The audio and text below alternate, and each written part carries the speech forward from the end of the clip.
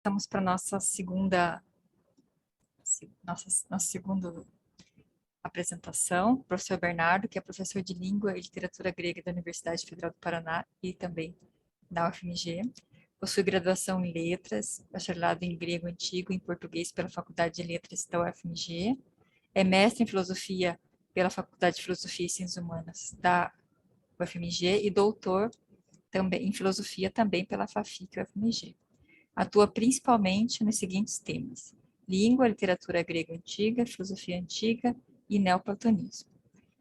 O professor Bernardo hoje falará sobre Pierre Hadot, filósofo existencialista. Então, é um grande prazer ter a presença do professor Bernardo, vai ser muito bom poder ouvi-lo, e a palavra é sua, professor. Obrigado, obrigado pelo convite, Nailane, Cassiana e todos vocês, organizadores do evento. É um prazer encontrar com vocês da UFPR, da UFMG e todos que estão participando aqui e conversar sobre esses assuntos. O que eu vou falar hoje, o título, eu coloquei meio como uma provocação, Pierre Hadot, um filósofo existencialista, mas eu espero conseguir mostrar que essa é uma perspectiva de leitura que faz algum sentido e que ilumina alguns aspectos da obra do Pierre Hadot. Né? O Pierre Hadot, ele trouxe essa contribuição inegável à filosofia antiga com os seus trabalhos, seu trabalho como filólogo, suas monografias interpretativas de Marco Aurélio, Plotino, e também sobre essa sua perspectiva da filosofia antiga como um todo. Né? Ele pensa a filosofia antiga a partir dessas categorias de modo de vida, exercícios espirituais, e a gente pode até ir contra ele, mas hoje em dia não é mais possível ignorá-lo. Né? Ele, de fato, deixou muito manifesto um certo tipo de abordagem dos textos antigos, que não pode ser reduzido nem a método estrutural, nem aos procedimentos de filósofos mais ligados à filosofia analítica. Né? Então, isso tudo torna ele um estudioso da filosofia antiga bem importante. Mas o que é interessante é que o trabalho dele vai para além da filosofia antiga. Ele despertou um interesse geral, né, para além dos confinamentos da área. Né? E não apenas porque a filosofia antiga é um tema de interesse para pessoas em geral que se interessam por filosofia, né? Esse primeiro momento da filosofia no Ocidente, né? Então, as pessoas em geral se interessam, mas porque a tese dele, da filosofia antiga como modo de vida, é uma tese também sobre a filosofia de uma maneira geral. Né? E sobre isso que eu quero falar, e isso tudo é bem conhecido, né? Muita gente se apropriou dessa categoria dele, de modo de vida, para pensar a filosofia para além da antiguidade. Né? Isso tudo é bem conhecido, mas a minha proposta aqui é entender o Pierre Hadot como um filósofo contemporâneo, preocupado com os debates do seu tempo e que forneceu as suas respostas para esses debates, para as questões que eram importantes, né, na França e nessa metade do século XX. E justamente, né, a França da metade do século XX, a grande onda filosófica, que era mais popular, mais conhecida, era desses filósofos que foram chamados com maior sociedade de existencialistas. Né? Então, a minha proposta é entender o Pierre Hadot nesse contexto. Filósofos chamados de existencialistas, o debate entre eles, as questões que eram... Professor, desculpa, para ele. Ficou um pouco... Não sei se só para mim. Vocês estão ouvindo o professor bem? Ele Para mim cortou também. Cortou assim. Desculpa interromper. Sim. Aconteceu não sei se o microfone... você não está usando o microfone, né? Parece que está fazendo tampando um pouco e abrindo, assim. Não sei se está encostando na saída de som. Tá bom. Como é que tá a voz? Não, a gente pode tentar dar um jeito aqui. Como que tá a voz agora? Agora tá bom. Acho que foi só aquele momento. Eu quis avisar para... Problema de internet mesmo, né? Ok, obrigada, professor. Eu estou com o microfone e o computador está bem estável aqui. Tá bom. Mas se acontecer de novo, avise que aí eu dou um jeito. Tá bom.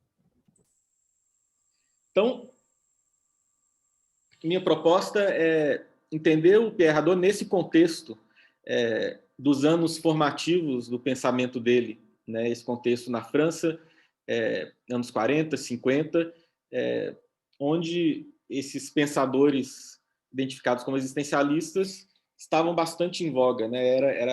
Era a cara, né? A face da filosofia francesa, que era muito mais complexa do que isso, obviamente, mas era o que havia de mais popular no momento, né?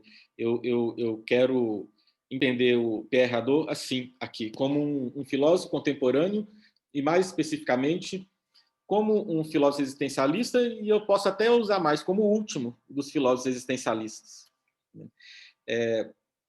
E para defender essa proposta, eu quero começar usando o próprio método do Pierre Hadot, né? Eu acho que os estudos dele sobre filosofia antiga se definem muito por esse método que ele usou, que é tentar ir para além dos textos, sempre a partir dos textos, né? Mas, em alguma medida, tentar ir para além dos textos e entender, vou usar expressões dele aqui, no que é filosofia antiga, que o texto filosófico foi escrito por indivíduos em circunstâncias específicas que se dirigiam ao auditório concreto. E ainda no mesmo livro, né, que é Filosofia Antiga, que é essa síntese do pensamento dele sobre filosofia antiga como modo de vida, para compreender as obras filosóficas da antiguidade, será necessário dar conta das condições particulares da vida filosófica naquela época, revelar ali a intenção profunda do filósofo, que não é desenvolver um discurso que teria seu fim em si mesmo, mas agir sobre as almas. Então, a gente poderia fazer a mesma coisa com o Pierre Hadot para começar. Então, vale a pena refletir um pouco sobre o percurso dele. Ele nasceu de uma família católica devota, estudou para ser padre, estudou no seminário dos Sulpicianos. Essa escola sulpiciana francesa era uma escola importante de espiritualidade católica na primeira metade do século XX. E, ao mesmo tempo que o Pierre Hadot tinha essa vida católica, ele também, como ele diz naquele livro de entrevistas para o Arnold Davidson, ele teve certas experiências contemplativas profundas que a gente poderia até chamar de algum modo de experiências místicas, mas aí essa expressão ela é sempre complicada, né? Mas ele falava que essa experiência, ele falou, né, um sentimento de estranheza, de admiração e de encanto por estar lá, e ao mesmo tempo a sensação de estar imerso no mundo, de fazer parte dele, o mundo se estendendo desde o menor das folhas até as estrelas. É um sentimento que ele teve e que marcou a juventude dele, uma experiência contemplativa que não é exatamente uma experiência mística religiosa, católica, né? Ele depois aproximou essa experiência a certas leituras que ele fez dos estoicos, mais do que de uma mística propriamente cristã, né? E ele teve esse interesse por mística, ele foi muito influenciado, para além da espiritualidade católica, pelo Bergson, das duas fontes da moral e da religião, nesses estudos dele. E, quando ele estava no seminário, quem comenta um pouco sobre isso é o Wayne Hanke, num artigo dele sobre o Jean Trouillard, e nesses estudos que ele fala sobre o neoplatonismo na filosofia francesa do século XX. Então ele buscou esse caminho místico no seminário dos Sulpicianos, mas isso é interessante. A espiritualidade católica na primeira metade do século XX, ela estava no meio de um debate que era se a mística era para todos ou para apenas uns poucos escolhidos para isso, né? E alguns teólogos importantes, como Garrigou Lagrange, achavam que era para todos, mas o diretor espiritual dele nos Sulpicianos achava que era para poucos e desincentivou ele a buscar esse caminho místico. Ele acabou, no fim das contas, achando que essa mística que ele buscava não tinha muito relação com o caminho espiritual católico, e aí ele encontrou em Plotino um guia, um caminho para isso que ele buscava. E daí que veio o interesse dele por Plotino. Ele foi ordenado padre em 44 e estudou na Sorbonne e no Instituto Catholique, e nesse período, nos anos 40, ele frequentou cursos, conferências, círculos filosóficos parisienses. Então, frequentou eventos com o Henri Marrou, com o Berdyaev, o Camus, Gabriel Marcel, etc. Quem fala isso é o Philippe Hoffmann, no obituário que ele escreveu por ocasião do falecimento do Pierre Hadot em 2010. Né? E ele fala que quando ele prosseguiu os seus estudos como pesquisador, né, ele hesitou entre uma tese sobre Hilke e Heidegger, sob orientação do Jean Wahl, ou pesquisa sugerida pelo Paul Henry, esse estudioso da antiguidade, né, padre jesuíta também. O Hadot procurou o Henry para estudar Plotino, mas o Henry falou que havia um trabalho que precisava ser feito sobre Mário Vitorino. E foi assim, justamente, o Pierre Hadot escolheu esse caminho e começou a carreira dele como filólogo, né, como estudioso da antiguidade e do neoplatonismo. Em 1952, ele abandona o sacerdócio e se afasta do catolicismo, nos anos 60, o resultado dele, dessas reflexões dele, dessa busca espiritual a partir de Plotino, esse livro, Plotino, ou a Simplicidade do Olhar, que, no entanto, marca um afastamento com relação a Plotino. Ele chega à conclusão, né, nesse livro, que existe um abismo entre nós e o neoplatonismo de Plotino, e que o caminho místico de Plotino, portanto, não é inalcançável, pelo menos quase inalcançável, para o homem de hoje. Então, no final, ele vai acabar sendo mais inspirado pelo estoicismo que pelo neoplatonismo, apesar de que ele nunca se identificou como estoico também. Né? Ele nunca, isso é interessante, ele nunca se identificou com uma escola específica de filosofia antiga, e essa é a minha leitura, porque ele na verdade, era um filósofo contemporâneo, existencialista, que tinha a sua filosofia própria, influenciada pelos antigos, mas que não se reduzia a nenhum deles. Então, vamos fazer essa síntese, né, das influências do Pierre Hadot nesse percurso formativo. Então, primeiro,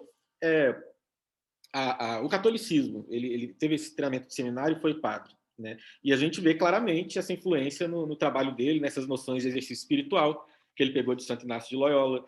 Ele fala de direção espiritual, de exame de consciência, e outras coisas, de conversão, é um termo importante para ele. Né?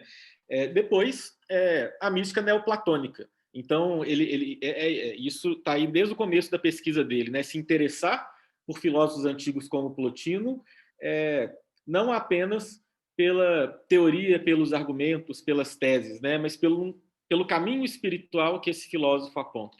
Né? Isso está aí desde as primeiras leituras dele de filosofia antiga, pelo menos mais detidas com Plotino. Né? Mas também a filosofia contemporânea. Então, a gente falou do Bergson, desses pensadores parisienses dos anos 40, o Berdyaev, o Camus, Gabriel Marcel, o Jean Wahl. Ele quis fazer esse estudo sobre Heidegger. Né? O Philippe Hoffmann, tem uma hora que a gente vou citar mais para frente, um comentário que o Hadot faz sobre Sartre, sobre a náusea em Sartre. Então, ele lia, e também uma grande influência do Pierre Hadot, muito interessante, é o Wittgenstein, uma leitura muito própria, é um Wittgenstein quase existencialista também, né? E de quem ele tirou essa noção de modo de vida, que é claramente retirada da noção de forma de vida do Wittgenstein.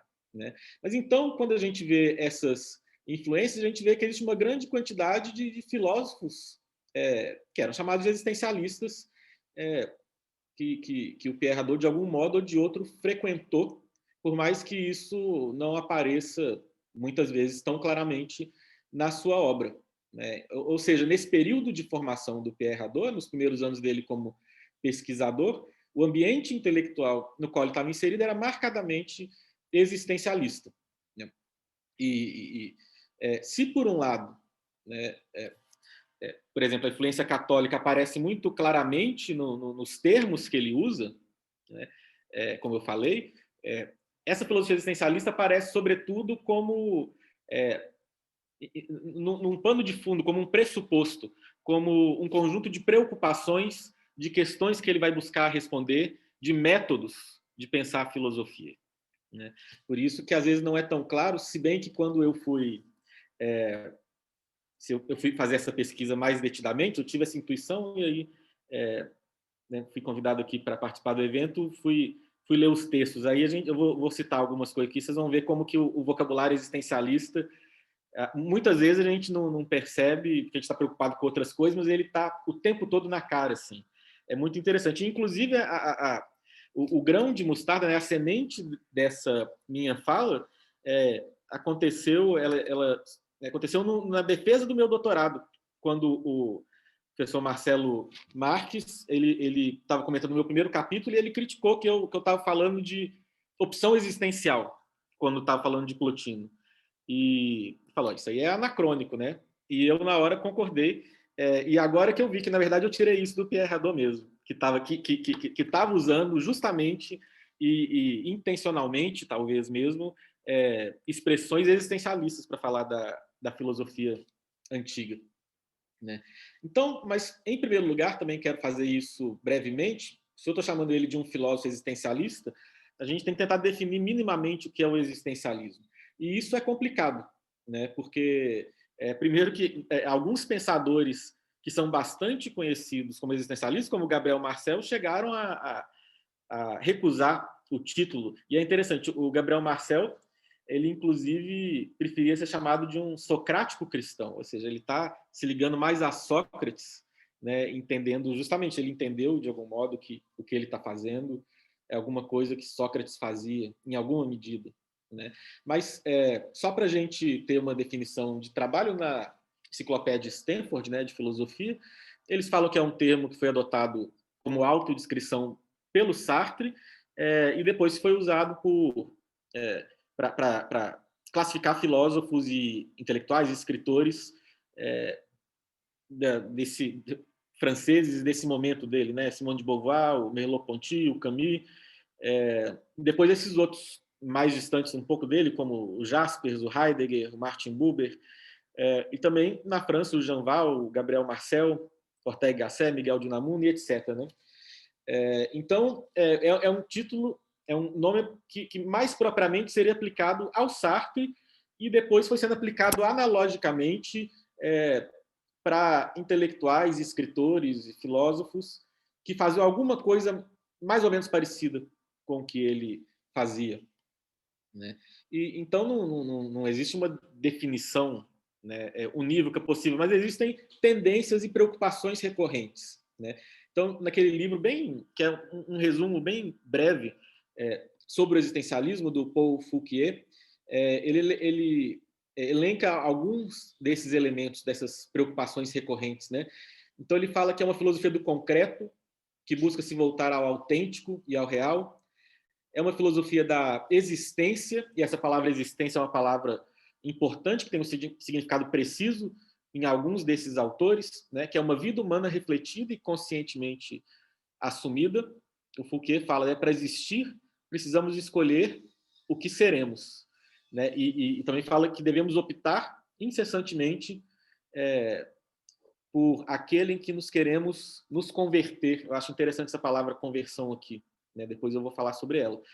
Ele também fala da necessidade de um compromisso. Então, o existencialismo implica também num compromisso, num engajamento com essa vida escolhida. Ele fala também da angústia, né? Que é esse termo que aparece no Kierkegaard e no Heidegger. O Sartre fala em náusea. O Gabriel Marcel ele fala em exigência ontológica, que em algumas passagens ele dá a entender que existe um certo mal-estar envolvido que impele, né, o ser humano a esse aprofundamento no ser. Na Internet Encyclopedia, né, of Philosophy, o Douglas Burnham fala também de situateness, né, contextualidade ou estar em situação, né? Esses pensadores existencialistas tentam pensar as questões, os autores, as teses, sempre nos seus contextos, né? No contexto concreto do qual elas surgem, né? Do qual elas partem. E é interessante que o Burnham também fala, quando ele vai elencar essas características do existencialismo, ele fala em modo de vida, way of life mesmo, né? Ele fala: a filosofia não deve ser pensada primariamente como uma tentativa de investigar e entender o eu ou o mundo, ou uma ocupação para poucos. Na verdade, a filosofia deve ser pensada como plenamente integrada com a vida. Tem a questão da liberdade, que é muito importante também, né? E o Fouquier, por fim, ele fala que os existencialistas preferem a exposição de teses organizadas em sistema, uma expressão indireta do pensamento. Né? Então, romance, o drama, diários íntimos, escritos similares que conservam o eco da vida pessoal, justamente por ser uma filosofia do concreto, ser uma filosofia que busca situar, se contextualizar e estar ligada à vida. Né? Então, a gente pode passar o Pierre Hadot agora. No que é filosofia antiga, lá no começo do livro, ele fala: desde Sócrates, o discurso filosófico tem origem em uma escolha de vida e em uma opção existencial, não o contrário. Essa escolha de vida, essa opção existencial, exige uma mudança total de vida, uma conversão de todo o ser e, finalmente, um desejo de ser e de viver de certa maneira. Então, de cara, tem essa passagem que é muito interessante. Ele fala que né, o discurso filosófico ele nasce de uma escolha de vida e de uma opção existencial. Né? E ele, nas mesmas páginas, fala: o discurso filosófico teórico nasce dessa opção existencial inicial e reconduz, à medida do possível, por sua força lógica e persuasiva, a ação que quer exercer sobre o interlocutor. Ele incita mestres e discípulos a viver realmente em conformidade com a sua escolha inicial de vida, ou ainda conduz de alguma maneira a aplicação a um ideal de vida. Então ele fala que em escolha, novamente, em uma opção existencial que está na raiz do discurso filosófico. Né? Então, eu queria reparar alguns pontos. Primeiro, isso aí é uma expressão para um filólogo, e o Pierre Hadot ele sempre foi, antes de tudo, um filólogo. Né? Eu não estou negando isso aqui. Mas é uma escolha radical para um filólogo falar em opção existencial. Né? Esse existencial é um termo mais propriamente aplicável a esses autores contemporâneos do que aos antigos. Depois, essa tese dele, né, de que a doutrina parte de uma opção existencial, ela é polêmica, ela foi criticada por estudiosos da filosofia antiga. Por exemplo, o John Cooper, que naquele livro dele, Pursuits of Wisdom, ele fala o contrário, que é por aceitar, né, a persuasão racional dos argumentos, por aceitar a doutrina e os argumentos de uma certa doutrina, que alguém adota um modo de vida, ou seja, o modo de vida é consequência da doutrina, né, e dos argumentos. E não o contrário, que é o que o Pierre Hadot está falando claramente nessas passagens. É claro que em outras passagens, o Pierre Hadot vai matizar isso que ele está falando, e ele vai pensar mais em uma interdependência, né, ou seja, a opção existencial ela influencia o discurso e o discurso justifica, aprofunda e dá razão ao modo de vida. É mais uma interdependência, na verdade, o que ele está sugerindo. Mas nessas páginas iniciais, né, ele está se focando nesse primeiro aspecto que de fato, é uma perspectiva muito existencialista mesmo para a filosofia antiga. Né? O interessante é que essa intuição dele teria uma corroboração, por exemplo, no Hermótibo do Luciano. Né? Nesse texto do Luciano, uma das críticas à filosofia é justamente que, para alguém adotar um modo de vida filosófico, né, teria que considerar por longos anos toda a doutrina de uma escola. E aí isso seria meio impraticável. As pessoas primeiro adotam o modo de vida e aí vão estudando a doutrina. Né? O que o Luciano aponta como uma crítica é justamente o que o Pierre Hadot está apontando como um elemento central da filosofia antiga como modo de vida, que para ele, assim eu leio, né, uma qualidade. Isso é um valor para a filosofia antiga.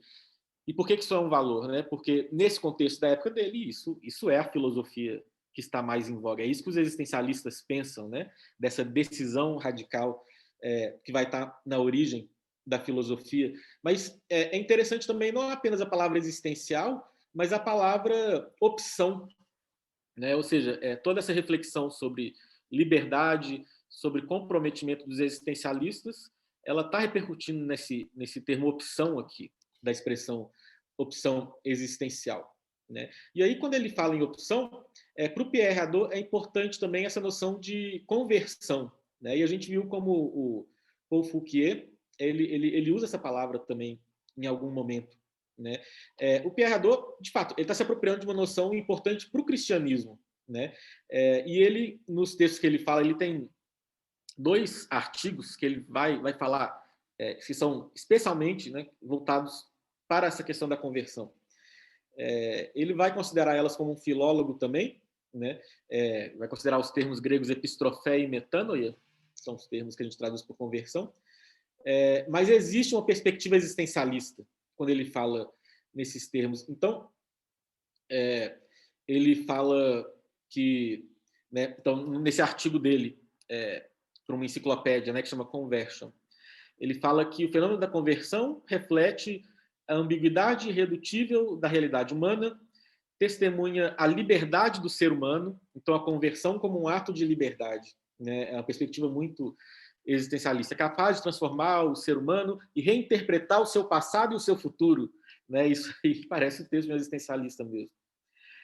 Depois, em outra passagem, né, ele fala, depois de Platão, nos estoicos epicuristas e neoplatônicos, filosofia se torna essencialmente um ato de conversão. Então, ele está identificando a filosofia pós-platônica a um ato de conversão. Ou seja, né, tem uma perspectiva existencialista sobre o que é conversão, e depois ele identifica, numa outra passagem posterior, a filosofia antiga, de um certo período, a um ato de conversão, né? E tem outra passagem também que é muito interessante, aí ele vai aplicar a filosofia como um todo. Melhor que uma teoria da conversão, a filosofia sempre permaneceu essencialmente como um ato de conversão. Pode seguir esse ato por toda a história da filosofia.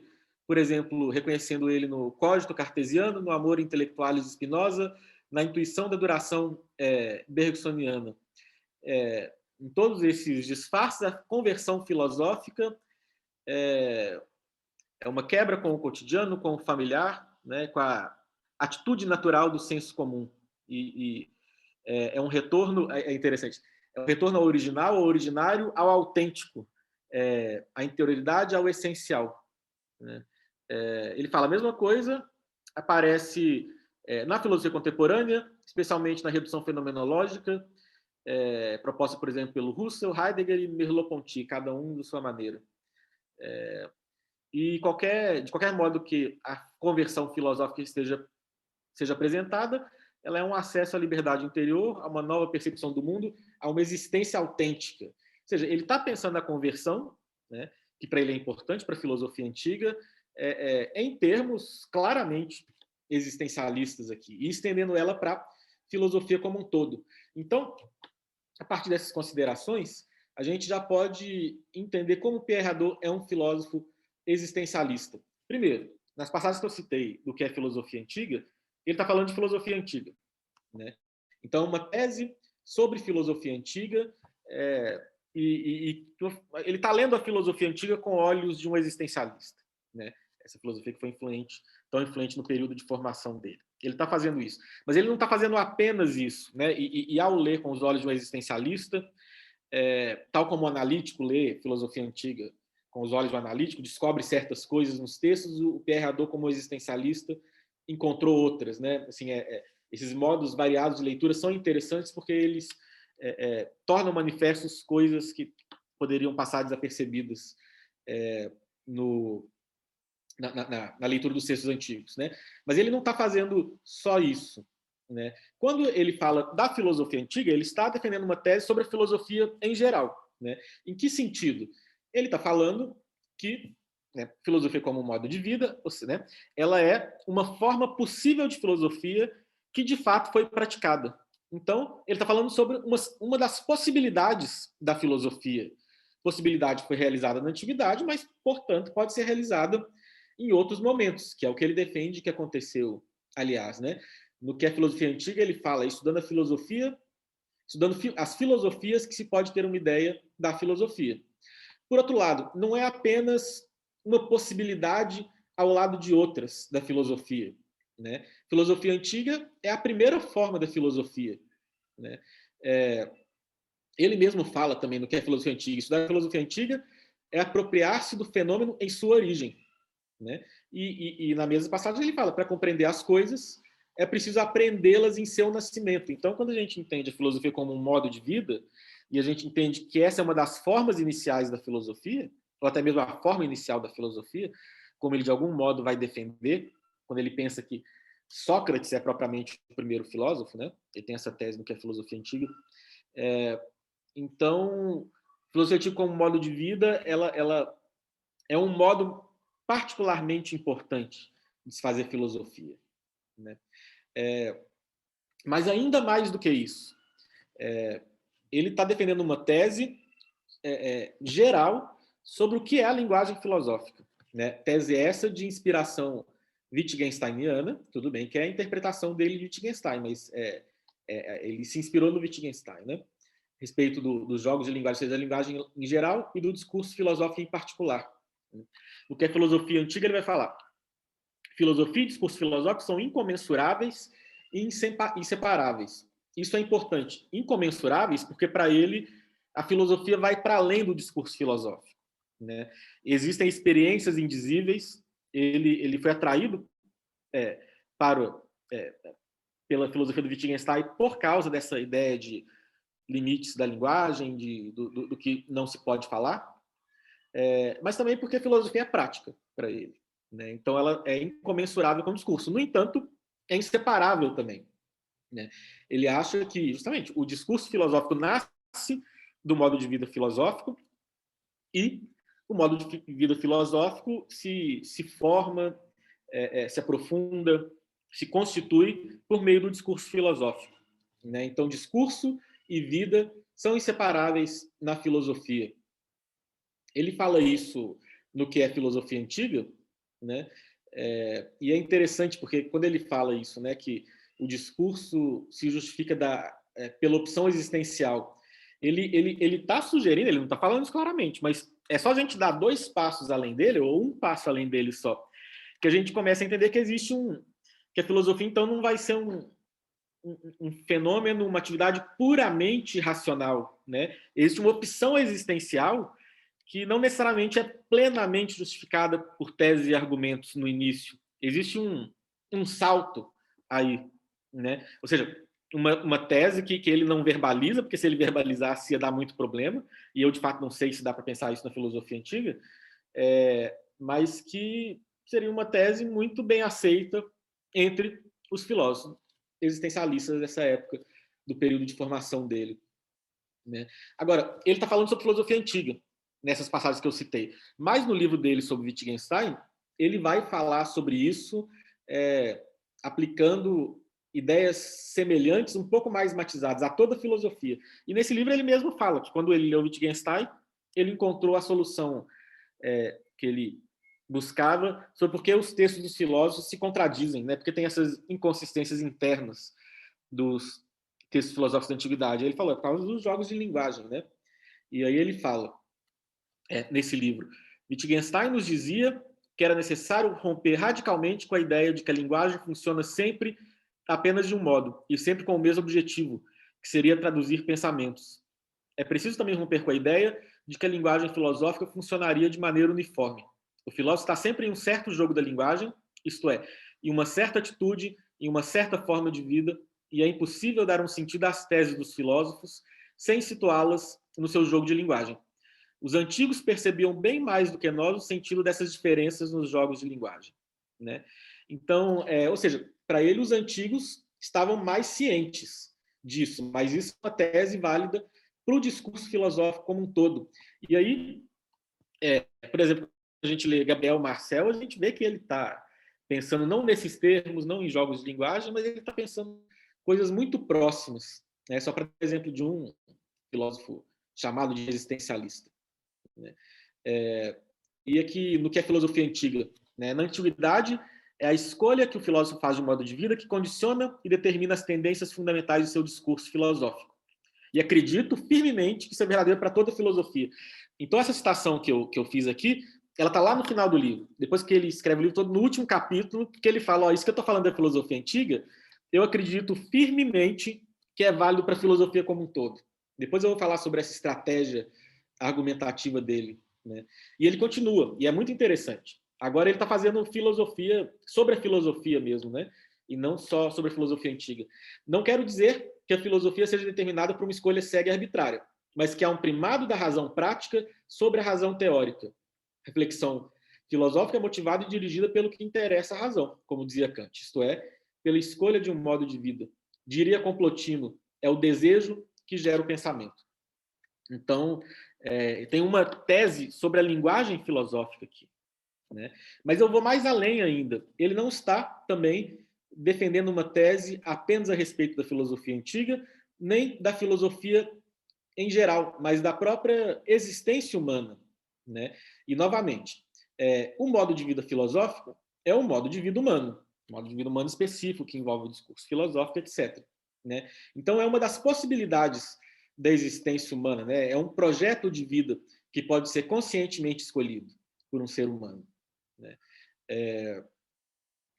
E esse modo de vida conscientemente escolhido, discursivamente elaborado, isso era algo valorizado nesse ambiente existencialista no qual o Pierre Hadot se formou, né? Se ele explicava que a filosofia era isso, ele não precisava explicar muito para as pessoas que isso era algo eminentemente valioso, né?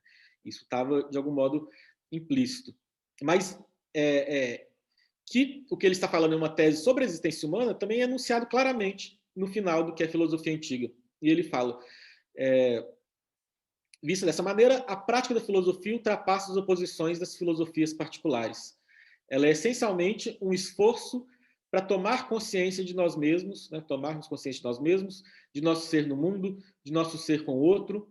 E é interessante que na tradução, ao menos, eu não verifiquei na tradução francesa, que ele vai colocando esse nosso ser no mundo, ser com os outros, com aspas, travessões, né? Bem no estilo que esse pessoal de tendência existencialista, fenomenológica, heideggeriana faz mesmo, né? Então, assim, ele está ecoando isso mesmo aqui, de um modo muito claro, né? Um esforço para reaprender a ver o mundo, como dizia Merleau-Ponty, para alcançar assim uma visão universal, graças à qual poderemos nos colocar no lugar do outro e exceder nossa própria parcialidade, né? E no mesmo capítulo ele fala: as escolas antigas, como dizia Nietzsche, são uma espécie de laboratórios de experimentação, graças aos quais podemos comparar as consequências dos diferentes tipos de experiência espiritual que elas propõem, né? Penso, ele também fala, que esses modelos correspondem a atitudes permanentes e fundamentais que se impõem a todo ser humano que procura sabedoria. Então, essas escolas de filosofia antiga, né, e filosofia como modo de vida, são atitudes permanentes fundamentais que se impõem a todo ser humano. E, por fim, no mesmo capítulo, ele dá a entender, bem na linha do adágio socrático de que a vida não examinada não é digna de ser vivida, que é perigoso viver sem esse discurso e esse exame filosófico, né? Ele fala também de um jeito sutil, mas é um jeito que dá de ler essa passagem, e é assim que eu leio, ao menos. Ele fala: é necessário esforçar-se para explicitar as razões pelas quais se age dessa ou daquela maneira, e refletir sobre a própria experiência e a dos outros. Sem essa reflexão, a vida filosófica arrisca-se a cair na banalidade, ou na insipidez, ou nos bons sentimentos, ou na aberração, né? Ou seja, eu acho que o que ele está falando para o bom entendedor, para o leitor que está lendo nesse contexto, né, que isso que os filósofos existencialistas chamam de vida autêntica, né, essa existência deliberadamente escolhida, né, ela não é outra que a vida filosófica, a filosofia como um modo de vida, né? Então, a partir daqui a gente pode falar, então, num existencialismo do Pierre Hadot, né? Para resumir, uma vida humana que queira ser autêntica, uma existência deliberadamente escolhida, fruto de uma opção existencial, deve ser uma vida filosófica. Ou pelo menos um dos grandes modos de se realizar isso escolhendo uma vida filosófica, na qual vida e discurso mutuamente se fundamentam, né? E que tem início com uma conversão. E aí a gente pode levantar uma objeção. Tá, mas como é que seria essa vida? Porque o Pierre Hadot, ele fala das várias escolas, Mas por mais assim que ele mostre simpatias pelo estoicismo, ele não escolhe entre nenhuma delas, né? Ele nunca se identifica com o conteúdo positivo, com o modo de vida positivo de nenhuma dessas escolas.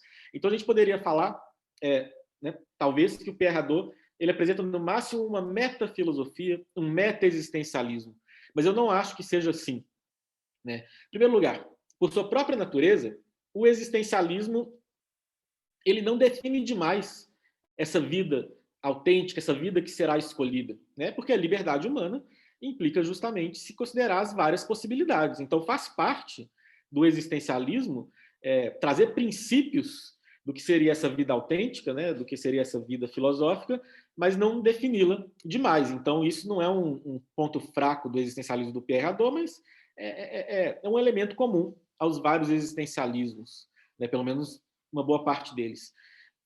Depois, apesar disso, o Pierre Hadot ele tenta fazer uma koiné filosófica, juntando vários elementos da filosofia antiga, que ele apresenta, ele dá a entender que é algo que ele defende e que ele acha desejável. Então, no que é filosofia antiga, nesse capítulo final também, que é onde ele entrega bem o jogo, né? Ele fala que, justamente nessa passagem que eu citei, a prática da filosofia ultrapassa as oposições às filosofias particulares, né?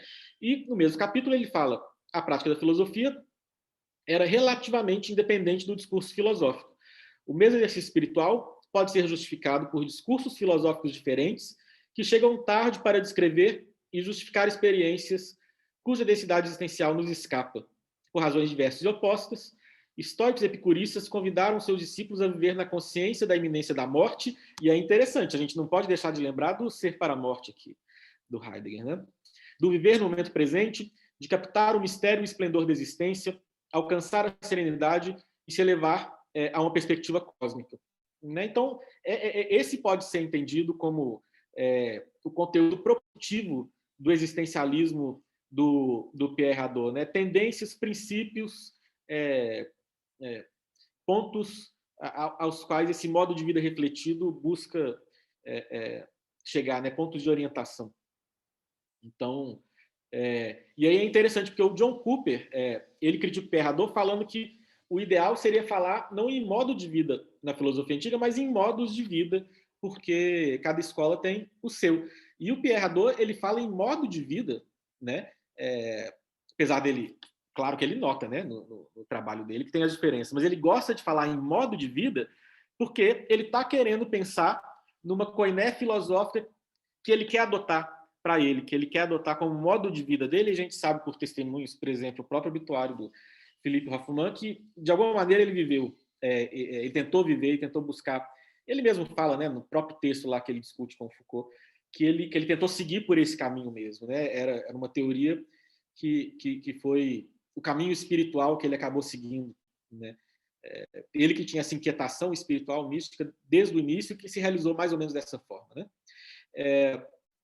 E, por fim, é importante, isso é uma coisa particular dele, sobre a qual depois eu vou voltar, essa noção da perspectiva cósmica, né? Que nasceu das experiências contemplativas que ele teve na juventude, né? E que ele quer recuperar aqui e fornecer um caminho por meio de exercícios espirituais, né? Então, no fim das contas, ele integra essa inquietação mística dele no existencialismo que ele propõe.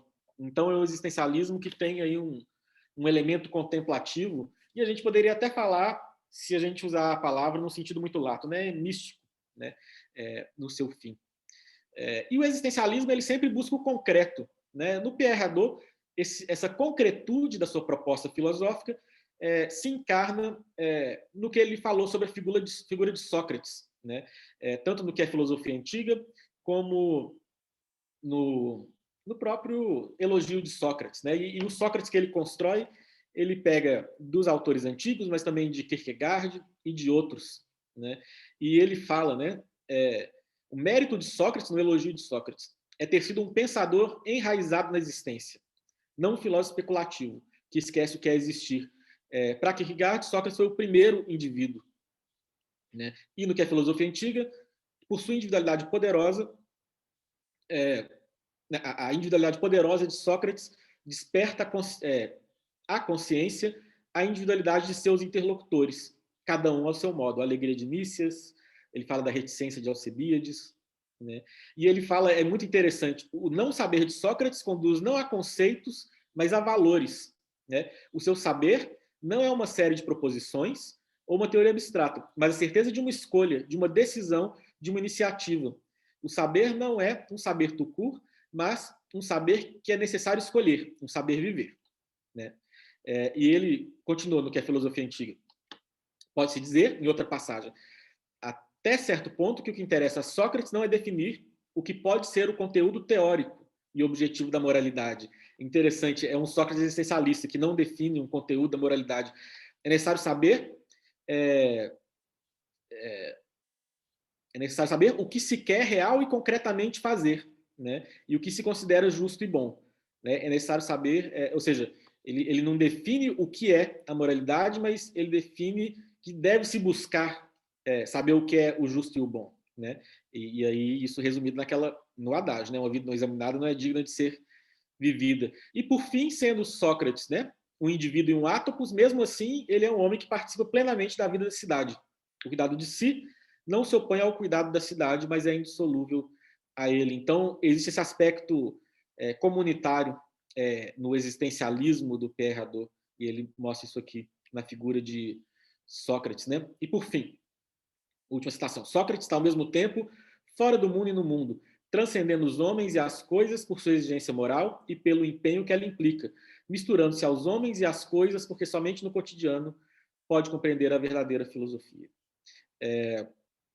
E pensando, então, eu acho que tem elementos suficientes para mostrar que o Pierre Hadot ele pode ser lido, de fato, como um filósofo existencialista, mas ele também pode ser entendido como alguém que, no debate existencialista, dos vários autores que se liam, que refletiam sobre o que um ou outro escreveu, ele deu respostas próprias e propôs avanços, né? É claro que é complicado falar em avanço em filosofia, mas no sentido de ideias novas que resolvem ou tentam resolver questões levantadas no debate existencialista. Ele leva o existencialismo para um passo seguinte, né? Não implicando nisso um juízo de valor, mas assim, ele está contribuindo com o debate. É isso que eu quero falar. Então, eu queria levantar alguns desses elementos, né?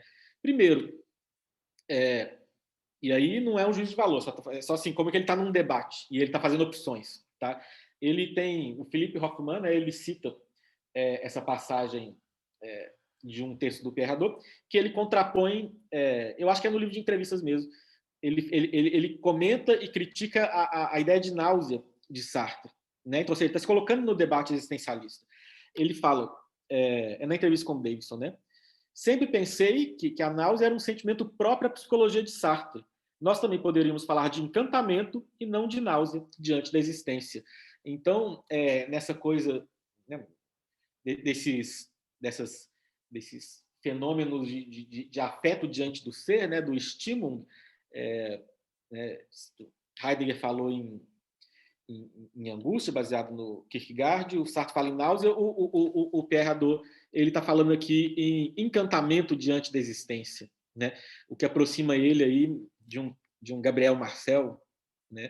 Justamente porque o Gabriel Marcel é o existencialismo cristão e o Pierre Hadot, por mais que ele tenha se afastado do cristianismo, a influência permanece, né? O que não quer dizer que ele negue o trágico, né? Ele fala da tonalidade trágica da filosofia, né? Porque ele fala do filósofo como esse ser bizarro e torturado, dilacerado pelo desejo de alcançar a sabedoria que escapa a ele e que ele ama, né? Depois, isso é muito interessante. Na perspectiva existencialista, a gente consegue entender de um modo muito curioso a noção de exercícios espirituais. Por quê? E aí que eu chamo de contribuição de fato. E até mesmo vou falar em avanço ao debate existencialista, porque o existencialismo ele propõe o quê? Um modo de vida, né? Que as pessoas que abracem alguma filosofia existencialista escolham deliberadamente, façam a opção consciente por um modo de vida, né? Não sigam apenas o fluxo, mas adotem um modo de vida, né? Agora, todo mundo que alguma vez na vida tentou adotar, né, seguir um ideal, viu que existe um abismo entre o que a gente quer ser e o que a gente quer viver e o que, de fato, na prática, a gente consegue ser ou viver, né? A gente pensa que queria ter os melhores sentimentos do mundo e aí a gente continua sendo agente de mesmo antes de querer seguir uma vida filosófica, né? E o Pierre Hadot, ele traz um caminho para isso, que é os exercícios espirituais, né? Naquele livro Espirituais e Filosofia Antiga, ele define da seguinte forma os exercícios: são práticas voluntárias e pessoais destinadas a operar uma transformação no eu, né? Ou seja, elas buscam justamente transpor esse abismo entre o modo de vida escolhido e a vida tal como a gente leva, né? Movido pelas várias influências aí, inconscientes, etc. Né? Ele também reflete sobre os limites da liberdade diante dessa opção existencial, que nem por isso deixa de ser uma opção, né? Mas o próprio Heidegger, ele vai falar, por exemplo, né, que o Dasein é um ser histórico, que está em situação e é herdeiro de uma tradição. O Pierre Hadot enfatiza o aspecto comunitário dessa opção existencial, né? Ele fala que esses modos de vida, e é interessante, você pode escolher entre vários modos de vida, né? Mas eles existem em uma escola, eles são comunitariamente escolhidos. E isso é muito interessante para o debate existencialista, né? E isso aparece de um modo mais ou menos claro em alguns autores existencialistas, porque quando a gente se interessa pelo existencialismo e quer viver de uma maneira existencialista, a gente sempre corre o risco de achar que está criando uma existência muito original e a gente está imitando lá uns 2 ou 3 influências, falando de influência no sentido lato, pode ser um filósofo, né? A gente fica imitando Sartre achando que a gente é a pessoa mais original do mundo, né? E o que o Pierre Hadot está falando é o seguinte, olha, né, os modos de vida, eles são tradições, eles são comunitariamente construídos, você escolhe conscientemente, sabendo o que é. Existe, a vida é autêntico, né? Porque você escolhe, sabendo o que é, né? Mas você não inventou tudo do zero, né? Inventar tudo do zero é muito difícil. E nem mesmo os filósofos fizeram isso, né? Porque um fez a partir do outro. Depois, ele fala que essa opção existencial das filosofias implica de uma maneira ou de outra uma visão de mundo. Vida e cosmovisão são interdependentes, né? Isso é interessante porque a gente pode ser tentado também, ainda mais no individualismo exacerbado de hoje e em todas essas ideias com o pós-estruturalismo principalmente, né, que discutem a noção de verdade, ou seja, abandonar totalmente a doutrina, abandonar totalmente a busca por compreender e se abrir ao real e escolher um próprio caminho independente do que o mundo seja ou não seja, ou seja, vira uma coisa meio solipsista, né, e de fato os existencialistas às vezes foram criticados como solipsistas, né? O Pierre Hadot, ele está falando que aqui que a vida filosófica ela é indissociável da construção de uma cosmovisão. E essa construção não é uma construção que a gente faz simplesmente porque a gente achou bonito uma coisa ou outra. A gente tenta alcançar a realidade de um modo ou de outro. A gente pode até falar, né? Alcançar uma certa verdade das coisas. Né? Isso aí não está fora do que ele quer. E isso, inclusive, aparece muito na discussão com o Foucault, né? E ele lê... uma das coisas que eu tinha que ter feito para esse meu trabalho ser realmente sério aqui, porque assim, eu estou começando ele é incipiente, eu quero publicar um artigo sobre isso, né? Mas ainda falta leitura, faltou tempo. Era ler o trabalho da Cassiana, sobre a discussão do Foucault e do Hadot. Isso aí é uma coisa essencial para eu publicar, né? Mas faltou o tempo, infelizmente. Mas então, o Pierre Hadot, ele critica o Foucault justamente porque ele acha que essa proposta do Foucault é uma forma de dandismo, né? E a Cassiana mesmo, eu não li, mas a gente conversou lá no NEAN, como ela questiona, assim, não é bem assim, né? Mas, de qualquer modo, pensar para usar esse diálogo com Foucault para pensar o Pierre Hadot e não tanto Foucault, né? Ele se inquieta com uma forma de opção existencial que seja descolado do mundo, né? E para ele também, então, e ele fala, né, esse abrir-se ao mundo, né, ele se faz na tripla forma que ele lê no Marco Aurélio, né, objetividade do julgamento, viver segundo a justiça e tomar consciência da própria situação no universo, né? E aí, por fim, uma coisa que é muito específica dele, que é bem própria do existencialismo dele, mas que eu acho muito interessante, que ele pegou dos antigos e da experiência dele, né? A contemplação como parte essencial do modo de vida. A gente lê textos do Heidegger, do Marcel, que a gente vê que tem preocupação com a contemplação, mas isso às vezes não está tão bem explorado quanto está no Pierre Hadot, porque ele tem a filosofia antiga aqui para poder se basear, né? Então, ele fala, né, do encantamento da existência, da ascensão universal, do ver o mundo com outros olhos. E mais do que isso, ele ensina como alcançar essa contemplação, né? Que é por modo dos exercícios espirituais, por exemplo, a visão do alto, a concentração no momento presente, etc. Né? E aí, para terminar, então, eu queria falar o seguinte, e isso é muito interessante. O Paul Fouquier, ele falou, né, que o existencialismo ele privilegia essa exposição indireta, em vez de os autores, né, de fazer um sistema pela própria natureza do que eles entendem por filosofia. É justamente o que o Pierre Hadot faz no seu existencialismo, uma exposição indireta. E uma exposição indireta muito curiosa. É a filologia. A filologia é o argumento do Pierre Hadot, a filologia é o modo de exposição do existencialismo. Né? Ele não quer deduzir esse modo de vida, né, essa proposta existencial dele, de um modo desencarnado, puramente teórico, né? Mas ele faz a partir do concreto, do histórico, ou seja, estudando modos como a filosofia foi vivida, né? Ele encontra o modo como ele acha que se deve viver. Né? O argumento filosófico é um instrumental filológico. Né? E a gente pode até falar, tá, mas então se ele é um existencialista, ele não será um mau filólogo?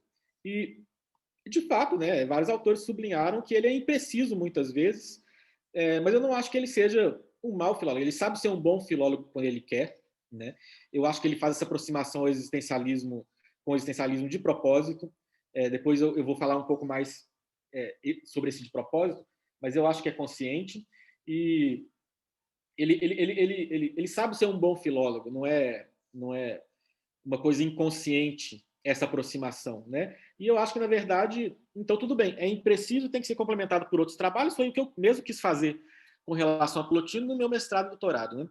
Mas no meu doutorado mais especificamente.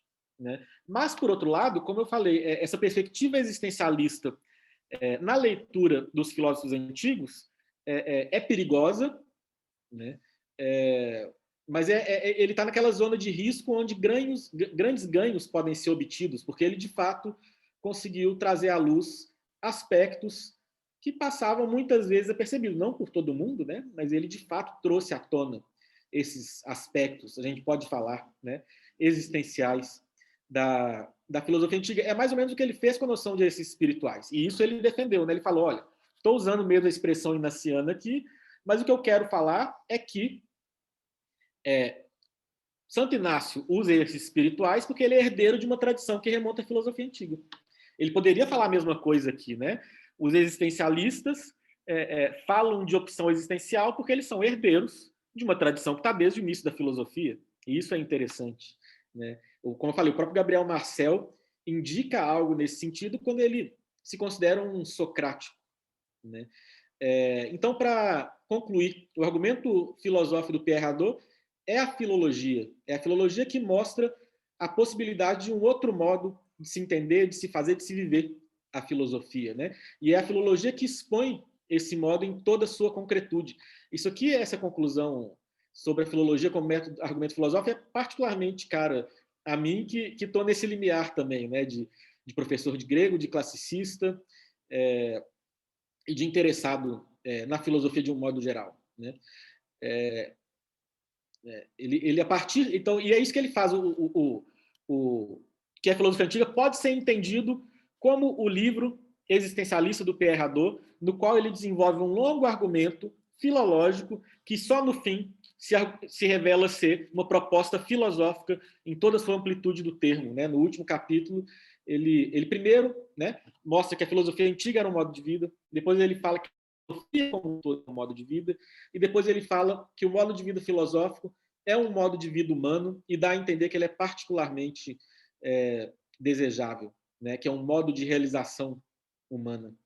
E aí que está. por que ele adotou esse método? Em primeiro lugar, porque nem é muito escolha. A vida a gente vai vivendo passo a passo, né? E ele foi foi fazer pesquisa com o Paul Henry em filologia, em Mário Vitorino, ele virou um filólogo, ele tinha inquietações filosóficas, espirituais, místicas, ele no fim da vida conseguiu juntar isso tudo, no decorrer da vida, né? E no fim, nesse livro que é Filosofia Antiga, tem uma síntese muito interessante disso, né? Mas, ao mesmo tempo, o Pierre Hadot mesmo fala, né?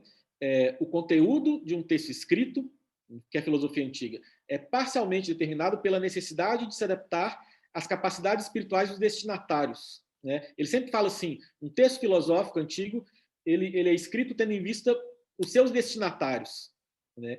E isso eu acho fascinante, né? Na sua formação, no início da sua vida como pesquisador, era o auge do existencialismo, né? E logo depois, o existencialismo ele deixou de ser tão importante e outras escolas intelectuais, filosóficas, ficaram mais em voga, né? O estruturalismo e depois o pós-estruturalismo, né? E mais do que isso, o existencialismo, ele antes de tudo foi uma filosofia feita fora da universidade, né? Marcel, Sartre, o Camus, eles tinham essa atividade muito jornalística também, né? Enquanto na universidade a filosofia francesa ela sempre foi cada vez mais solidificando como um estudo de textos, essa tradição francesa da leitura lenta de textos, né? Então, ele está nesse contexto, porque ele é alguém que estava no sistema universitário. Então, qual que foi o argumento dele? Né? Não é um argumento que vai apelar para leigos, como o Sartre ou o Marcel fariam, né? Mas um argumento que apelaria para leitores universitários que se interessam, sobretudo, por leitura de textos. Então, é um argumento filológico, né? É a partir daí que ele constrói o seu existencialismo, com o rigor da filologia, né? Ele adota um método adequado ao seu meio, de modo a poder ser ouvido, né? Ele usa o argumento que seu público estava disposto a ouvir. Mas, ao mesmo tempo, ele mostra a necessidade de transcender a leitura dos textos, né? Claro que ele acha fundamental e é o trabalho dele, mas ele sempre quis ir além, né? Ele falava dessa incomensuralidade, né, de como que o discurso filosófico é incomensurável com a filosofia, apesar de ser inseparável dela, né? E com Wittgenstein, né? Linguagem tem os seus limites e sobre o mais importante, né, o discurso filosófico deve se calar. Então, no estruturalismo, né, filosofia é basicamente texto. E no pós-estruturalismo tem esses autores que falam que tudo é texto, né? O Pierre Hadot, acho que ele está respondendo a esses desafios da filosofia pós-existencialista, numa tônica existencialista. Ele está falando, não é tudo que é texto. A opção existencial, a vida, a prática, ela está em primeiro lugar. Ele é sempre sutil, sempre matizado, mas a gente pode ler ele como falando que a prática, que a existência, que a vida vem antes do discurso, por mais que de algum modo seja inseparável dele também, né? Não é uma tese ingênua, que ele não está simplesmente negando o estruturalismo e o pós-estruturalismo, né? Então, para concluir, se o Pierre Hadot é um existencialista, ele é, de certo modo, o último existencialista. Ele é um epígono, né, na verdade, tal como os epígonos que saquearam Tebas, ele é esse filósofo que, depois que os estruturalistas e os pós-estruturalistas relegaram a filosofia existencialista a um certo ostracismo, volta e vinga ela e argumenta a favor dela contra uma onipresença do texto, e ele faz isso por meio de argumentos filológicos, né? Então, a gente poderia até mesmo fazer isso, ler o que é filosofia antiga como uma resposta ao estruturalismo e ao pós-estruturalismo universitário, com o qual ele conviveu boa parte da sua vida. E aí, eu também acho interessante, se a gente pensar assim, quem é o grande sucessor do Derrida na filosofia francesa? A gente pode falar que o Derrida é o último grande filósofo francês, ele é o sucessor do Sartre nesse posto-chave, né? E do Foucault também, né? Então, para pensar no Sartre, Foucault e depois Derrida, e depois quem, né?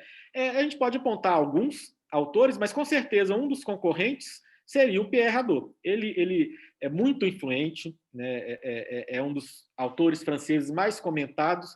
Ele só muitas vezes não aparece no páreo porque as pessoas leem ele como um classicista, como um estudioso da filosofia antiga. Mas se a gente coloca ele como um filósofo francês, na tradição da filosofia francesa, recuperando, né, essa tradição anterior à tradição dele, e os franceses gostam muito de fazer isso, né? Discutir, né, a tradição da sua época, ou ligeiramente anterior, e recuperar a que está antes disso. Né? Então, a gente pega o Deleuze recuperando Bergson, por exemplo, né? E deixando um pouco o existencialismo de lado. Depois, o Hadot, ele recupera o existencialismo, né? Apesar dele não falar isso claramente, mas essa é a minha leitura, né? E tenta transcender o texto, né? E, inclusive, tenta discutir com o Foucault. Então, a gente pode entender a própria discussão dele com o Foucault e uma certa má vontade, né, que contrastava com a boa vontade que o Foucault tinha com ele, como justamente, né, nessa tradição francesa de criticar a tradição anterior e recuperar a tradição que vinha antes ainda, né?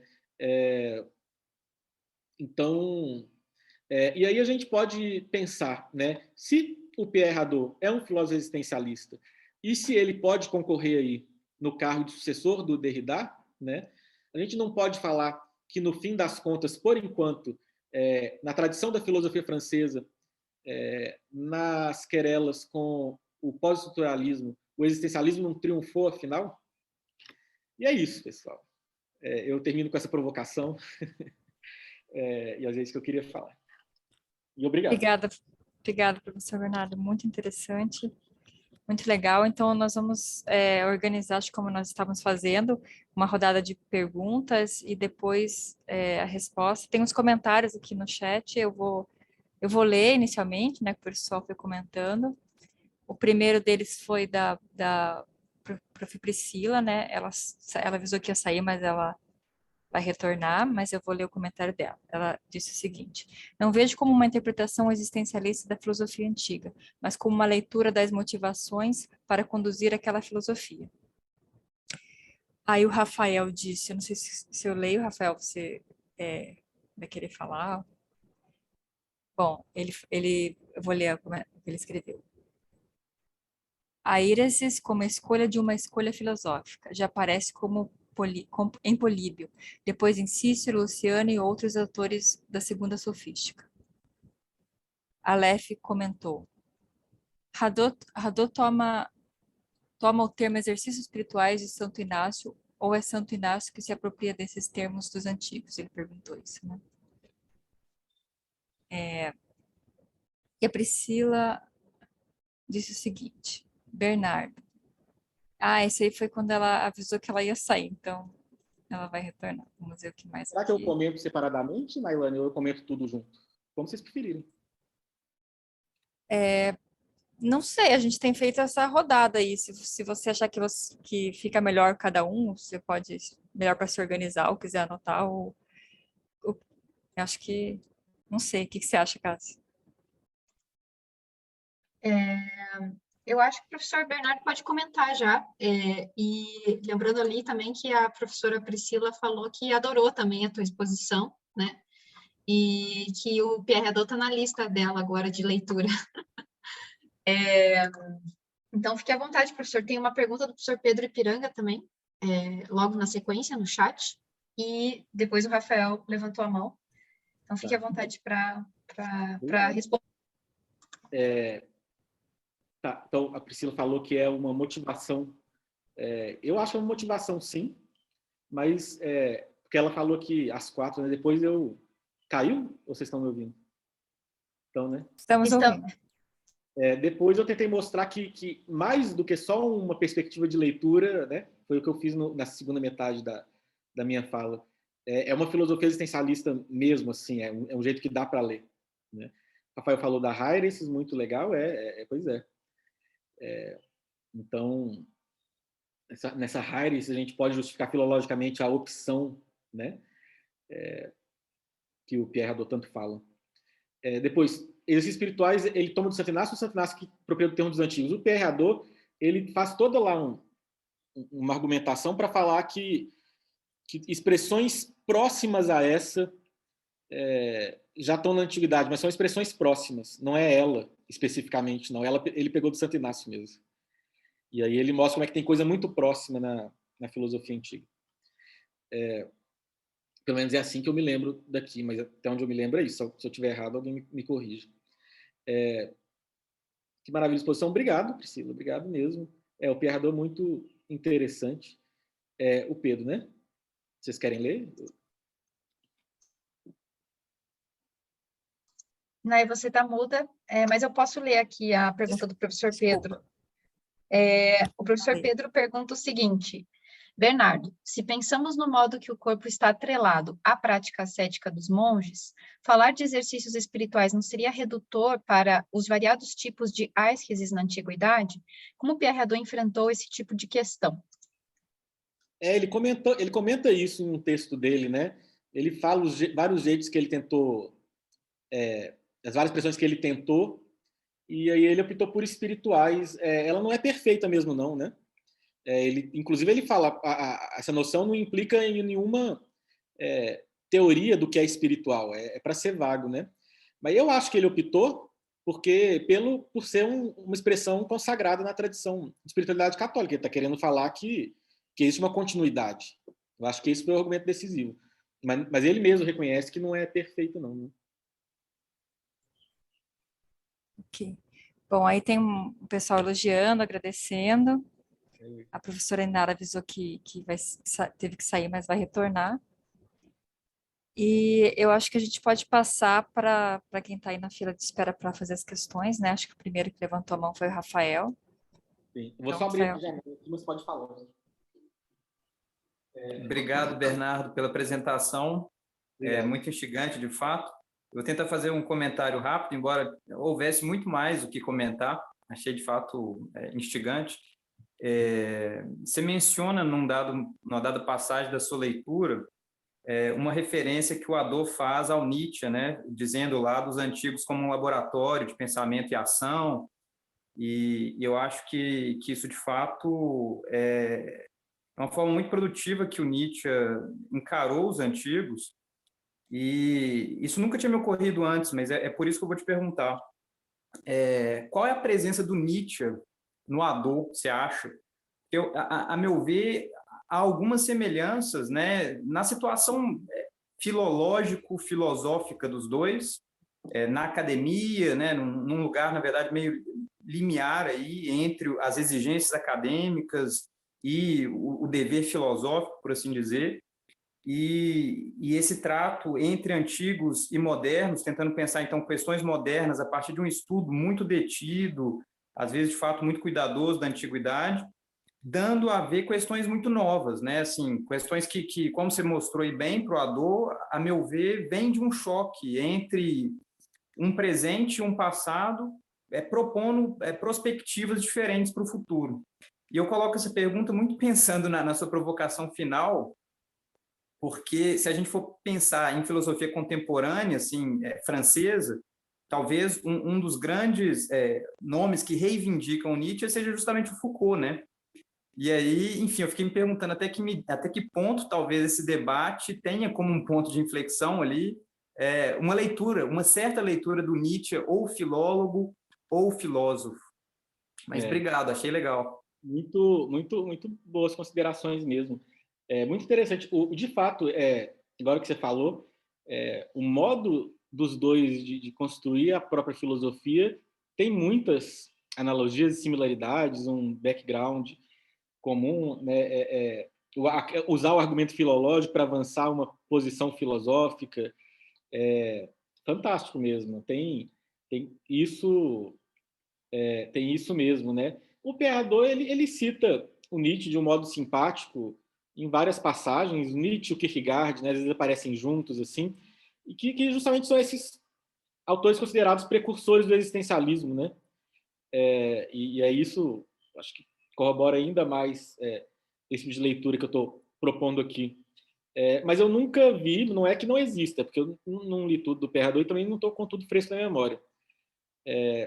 Algum texto, alguma passagem que ele fale mais detidamente do Nietzsche e que tribute uma grande influência. Eu não acho que foi um autor formador como Wittgenstein foi, como eu suspeito que o Gabriel Marcel tenha sido, e isso é especulação pura minha, mas por causa de proximidades mesmo, assim, não terminológicas, de afinidades espirituais mesmo, né?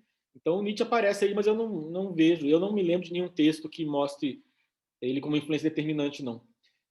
Agora, isso que você também falou depois é muito interessante.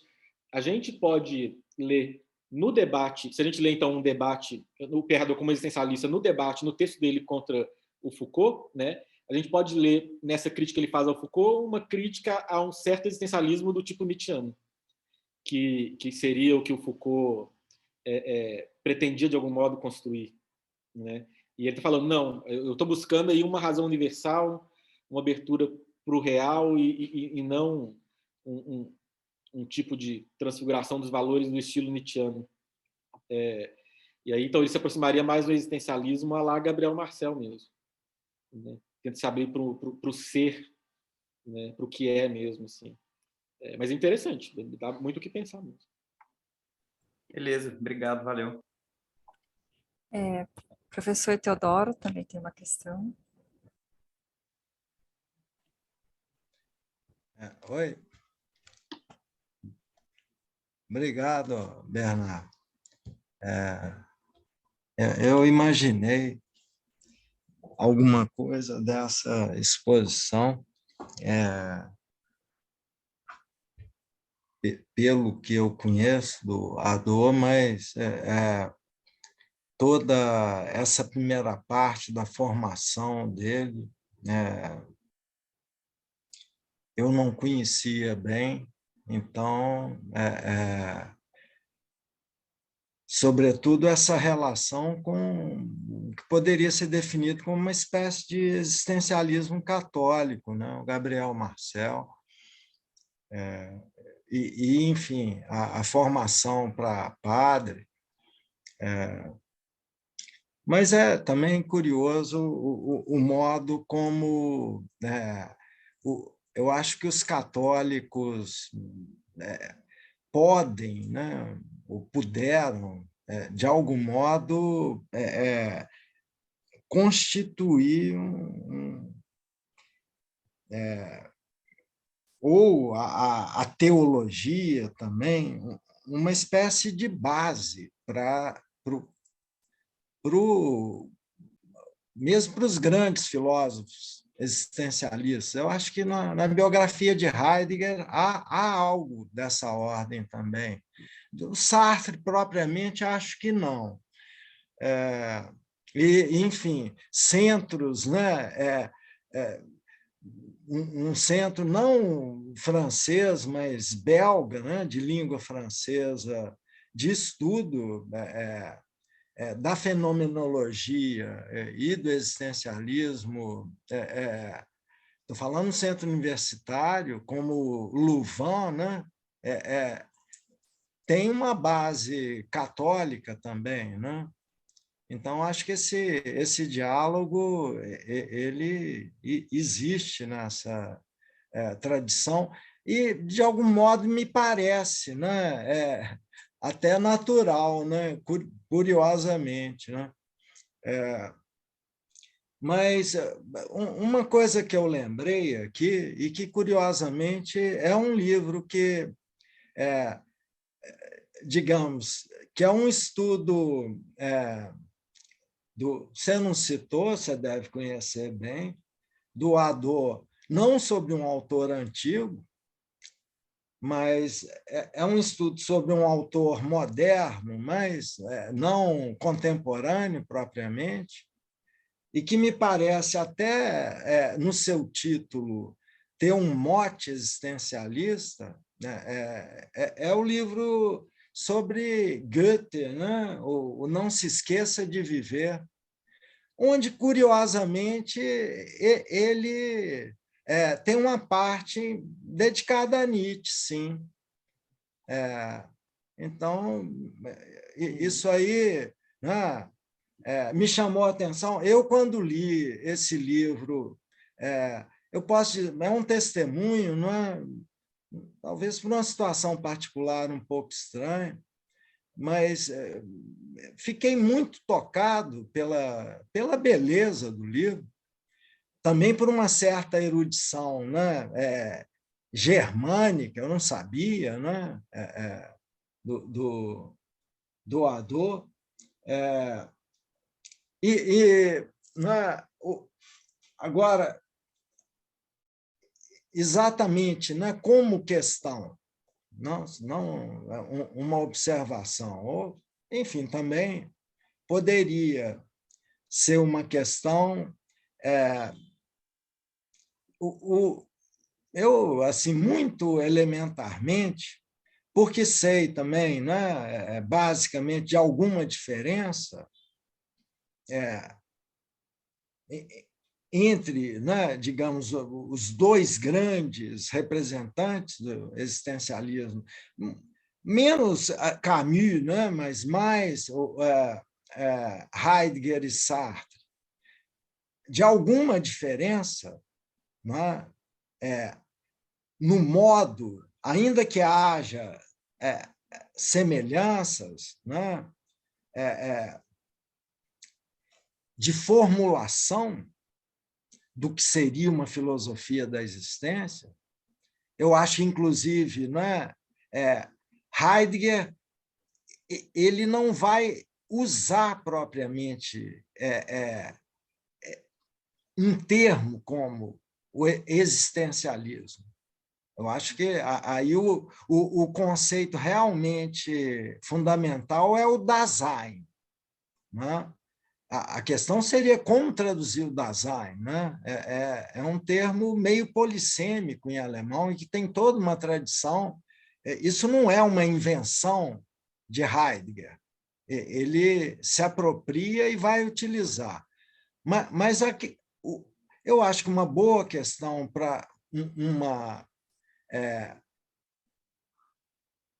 proposição como essa, Pierre Hadot como filósofo existencialista, seria uma, enfim, preocupação, o método socrático básico, né? O que você entende por existencialismo? Afinal, qual é a definição de existencialismo? É óbvio que de imediato eu penso num texto menor do Sartre, conhecido. O existencialismo é um humanismo, onde, né, eu acho que vai haver uma espécie de contraposição ao que seria uma filosofia da existência em oposição a uma filosofia da essência, mas, ainda assim, eu acho que é algo que merece, não é, um comentário. E, nesse caso, então, o que se entende por existência? Não? Eu acho que seria um bom ponto de partida. E parece meio óbvio, né? Porque é como se aqui todos nós já soubéssemos o que é o existencialismo.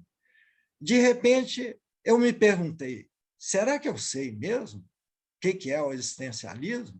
Eu tive a impressão de que eu não sabia. Sim.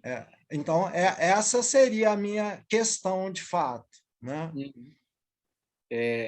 Então, dos livros importantes, olha a confissão, do Pierre Hadot que eu não li, são dois. Esse do Goethe, eu ainda tenho que ler.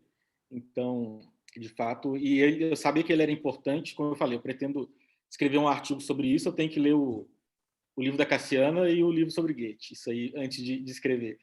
E, olha só, agora que é a confissão, o outro livro que eu não li, do Pierre Hadot, importante, é o sobre Plotino. É claro que eu folheei na minha época do meu doutorado, mas eu não achei que estava me ajudando muito, não, sabe? Eu achei que estava projetando muito e eu queria a coisa mais filológica, então não li. É engraçado, né? Então, quanto à influência do catolicismo, do cristianismo, do catolicismo, né, na fenomenologia do existencialismo, é isso mesmo, né? O Heidegger, ele tal como Pierre Hadot, estudou para ser padre. O Pierre Hadot foi ordenado. O Heidegger virou protestante no meio, e aí leu a teologia protestante, Karl Barth, que também tem uma pegada que a gente poderia chamar de existencial, assim.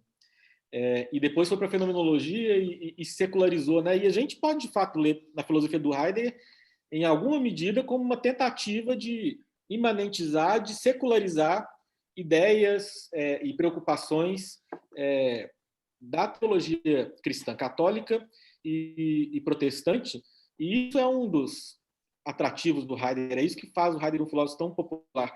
Ele, de fato, estava propondo uma espiritualidade para pessoas que estavam numa pura imanência, vamos falar assim, das várias formas que isso não é só ateu, não, mas assim, das várias formas que pode acontecer, né? O paganismo também, ou várias outras coisas. Então, tem essa influência. E é interessante também que, quando então começou a se formar um movimento fenomenológico, os católicos que estavam, filósofos católicos, estavam interessados numa coisa que não era tomismo, porque começo do século XX é esse renascimento do tomismo, né? Então, muita gente adotou e muita gente estava de saco cheio daquilo. E a alternativa mais contemporânea, que foi abraçada por muitos católicos, foi a fenomenologia. Então, não é à toa que o arquivo Russell foi para Louvain, né? Existe uma preocupação. Alguns católicos queriam tornar a fenomenologia a filosofia, a koiné filosófica da Igreja, né? E o próprio Papa João Paulo II, ele era um fenomenólogo, né? Na linha do Max Scheler. O Max Scheler era um católico que depois abandonou também o catolicismo, mas ele tem essa pegada católica. Edith Stein, depois, que virou até santa, né? Que era aluna do Russell. Então tem isso, sim. E aí isso vai passar para o existencialismo mesmo, né? O grande nome é o Gabriel Marcel, mas se a gente achar, por exemplo, que o Miguel de Unamuno é existencialista, também tem um existencialismo cristão, católico, ou muito próximo, né? O Pierre Hadot, apesar de ter abandonado o cristianismo, a gente pode pensar que tem muita apropriação e simpatia por alguns temas, né? Esse contraste da náusea com o encantamento, né? E aí se aproxima do Gabriel Marcel, pode ser lido assim. Na primeira parte da comunicação, eu comentei isso, nessa tentativa de definição do que é existencialismo, e é justamente isso, é um termo muito difícil de definir. Ninguém sabe o que é, porque é isso, né? Ele foi aplicado ao Sartre e depois ao pessoal que fazia alguma coisa parecida com o Sartre. É um termo analógico, né? Cujo fundamento é o Sartre. Na verdade, é isso. E aí o Heidegger recusou, ele de fato recusou, né? E o Marcel também recusou. Só que por que o Heidegger, inclusive, por que chamaram ele e ele chamou de existencialista? Porque o existência é um termo técnico na filosofia do Heidegger. E é justamente essa vida humana conscientemente assumida. Então, a existência está lá, né? Mas o Heidegger, ele é aquela coisa, o Heidegger é o Heidegger, né? Uma época ele estava mais simpático ao Sartre, a hora que estava precisando, né? Quando os franceses, ocupação francesa lá, e ele era amigo de todo mundo, né? Aí depois o Sartre é só um jornalista, né? Então, o Heidegger é esse filósofo engraçado, né? Apesar de ser um gênio mesmo, né? Não dá para falar que não é, mas ele é um cara engraçado.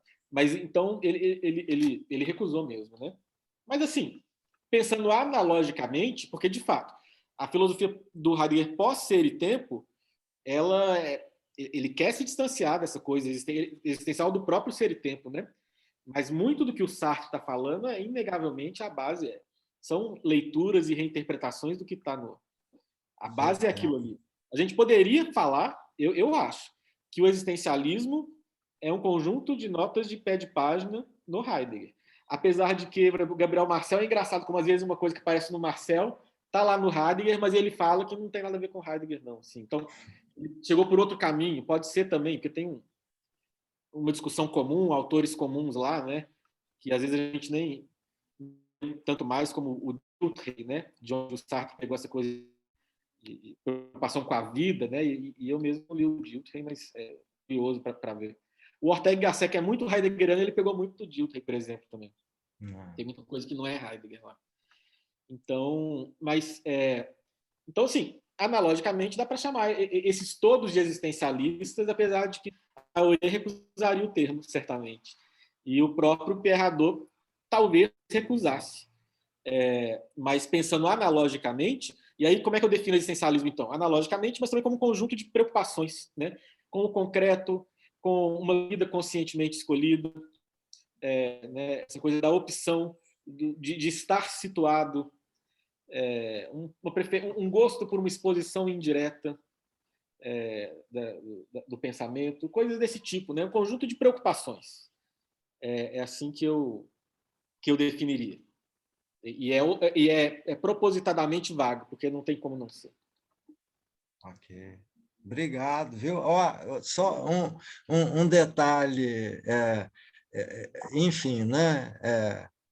Com Grano Salles, nesse livro sobre o Goethe, eu acho que eu não conhecia bem essa história, e não é, também uma espécie de exemplo de como Goethe, mais velho, ele soube dar, né, uma intensidade particular à sua existência, de algum modo escandalizando a sociedade da época, foi tendo um caso, né, de amor, foi viver com uma menina nova, o Goethe.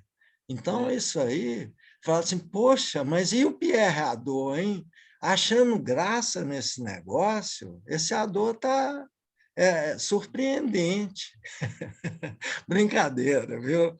Mas essa história, assim como uma história biográfica que eu não conhecia, ou não conhecia bem, eu lembro que na época também me chamou muita atenção. Ela me surpreendeu, né? Enfim, assim eu tô tentando te despertar a curiosidade também. Não, eu não publico o artigo sem ler esse livro, não. E o livro da Cassiane. Não, mas obrigado por tudo, né? E foi bom te ouvir na sequência, porque você está mais informado do que eu sobre essa tradição, né? Eu dava notícia, mas apenas. Obrigado. Obrigado pelos comentários. Obrigado, professor Teodoro, todos que fizeram questões. Cássia, se levantou a mão, Não, eu só quero realmente agradecer ao professor Bernardo pela exposição, dizer que eu estou muito interessada em ler esse artigo e em discutir também futuramente com você possíveis interpretações acerca, né, em torno do pensamento do Pierre Hadot, porque eu sempre o encarei também como um filósofo, né, e não como um intérprete da história da filosofia, mas alguém que tinha intenções muito próprias em relação à filosofia. E eu tenho várias questões aqui, na verdade, e inclusive vai me ajudar na minha releitura do Hadot, porque muita coisa eu estou reconsiderando, né? Porque eu li o Hadot com olhos Foucaultianos, e agora eu quero tentar ler o Hadot de uma outra ótica, inclusive para conseguir criticar algumas perspectivas Foucaultianas também que me incomodam. Enfim, mas em razão do tempo, né? Eu acho que a gente pode tentar conversar em outro momento, porque são várias questões mesmo e talvez muito pontuais que às vezes também não fazem sentido de trazer aqui. Eu agradeceria, porque você que começou a pensar que eu conheço, né, o Pierre Hadot como filósofo contemporâneo mesmo, assim, uma inspiração para esse trabalho mesmo. Então, seria muito bom você mandasse esse e-mail. Bom, já peço de antemão desculpas pela minha veia extremamente nietzschiana lá no meu livro aí, pelo amor. Não, mas eu estou me desvencilhando dessa tendência adolescente, eu posso dizer assim. Não, mas é uma tendência boa também. Obrigada, professor. Valeu. Obrigado.